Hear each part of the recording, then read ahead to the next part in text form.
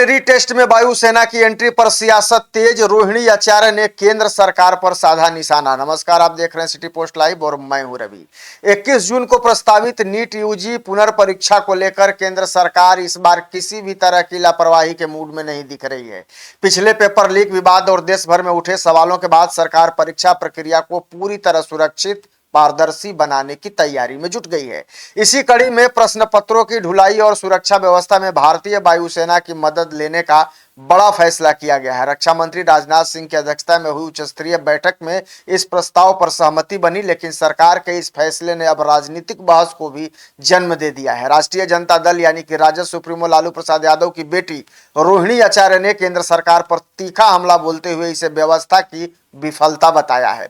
सरकार कोई जोखिम लेने को तैयार नहीं है, ये आपको पता है। सूत्रों के मुताबिक नीट पेपर लीक विवाद के बाद केंद्र सरकार पर लगातार दबाव बना हुआ है। छात्रों और अभिभावकों के बीच भरोसा बहाल करना सरकार के लिए सबसे बड़ी चुनौती बन गई है। इस कारण इस बार प्रश्न पत्रों की सुरक्षा के लिए असाधारण कदम उठाए जा रहे हैं, जिसमें ये वायुसेना की एंट्री को भी बताया जा रहा है। और बताया यह भी जा रहा है कि प्रश्न पत्रों की प्रिंटिंग, पैकेजिंग, ट्रांसपोर्टेशन और परीक्षा केंद्रों तक पहुंचाने की पूरी प्रक्रिया मल्टीलेयर मॉनिटरिंग सिस्टम के तहत होगी, यानी कि संवेदनशील रूट और राज्यों में अतिरिक्त सुरक्षा व्यवस्था बहाल की जाएगी।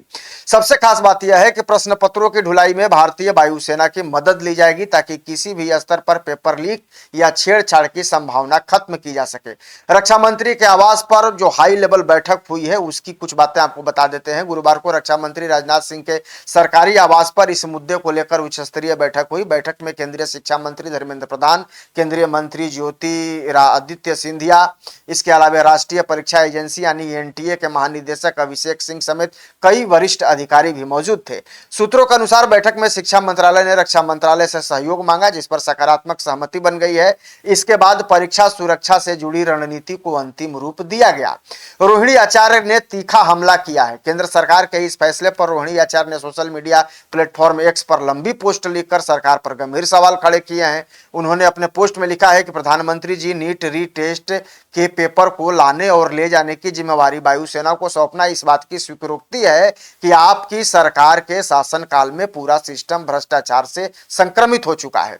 रोहिणी ने आरोप लगाया है कि सरकार भ्रष्टाचारियों के सामने बेबस और लाचार नजर आ रही है। उन्होंने यह भी कहा है कि यदि परीक्षा प्रक्रिया की सुरक्षा के लिए सेना की मदद लेनी पड़ रही है, तो यह सरकार के भ्रष्टाचार मुक्त शासन के दावों की पोल भी खोलता है।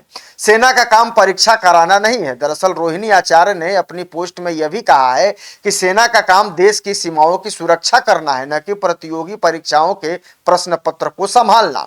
उन्होंने इतना ही नहीं, इसके आगे उन्होंने लिखा है कि देश में पहली बार ऐसा हो रहा है जब सेना किसी प्रतियोगी परीक्षा की पेपर हैंडलिंग में शामिल होगी। यह सरकार की प्रशासनिक विफलता को दर्शाता है।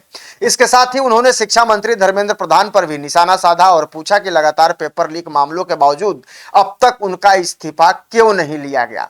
तो शिक्षा व्यवस्था पर यह सवाल उठ रहे हैं। रोहिणी आचार्य ने आरोप लगाया है कि मौजूदा शिक्षा मंत्री के कार्यकाल में कई बड़ी परीक्षाओं के पेपर लीक हुए हैं। उन्होंने सवाल यह भी उठाया है कि क्या सरकार इन घटनाओं की जिम्मेवारी तय करने को तैयार है। उन्होंने यह भी कहा कि देश जानना चाहता है कि क्या प्रधानमंत्री अपने शिक्षा मंत्री से इस्तीफा लेने का साहस दिखाएंगे। अब छात्रों की निगाहें 21 जून पर टिकी हैं। क्यों टिकी हैं, जरा समझ लेते हैं। इधर लाखों छात्र और अभिभावक अब 21 जून को होने वाली पुनर्परीक्षा पर नजर बनाए हुए हैं। पिछले विवाद के बाद छात्रों के बीच असमंजस और तनाव की स्थिति बनी हुई है। सरकार का दावा है कि इस बार परीक्षा प्रक्रिया को पूरी तरह सुरक्षित बनाया जाएगा और किसी भी तरह की गड़बड़ी की संभावना नहीं छोड़ी जाएगी। वहीं विपक्ष लगातार इस मुद्दे को लेकर सरकार को घेर रहा है। अब देखना होगा कि वायुसेना की मदद और हाईटेक सुरक्षा व्यवस्था के बावजूद क्या सरकार छात्रों का भरोसा पूरी तरह वापस जीत पाती है, या फिर इसमें लेकर के कोई नया बखेड़ा खड़ा तो नहीं हो जाएगा। फिलहाल आप इस खबर को लेकर क्या राय रखते हैं, कमेंट में जरूर बताइएगा और खबर को ज्यादा से ज्यादा शेयर और लाइक भी कर दीजिएगा। धन्यवाद।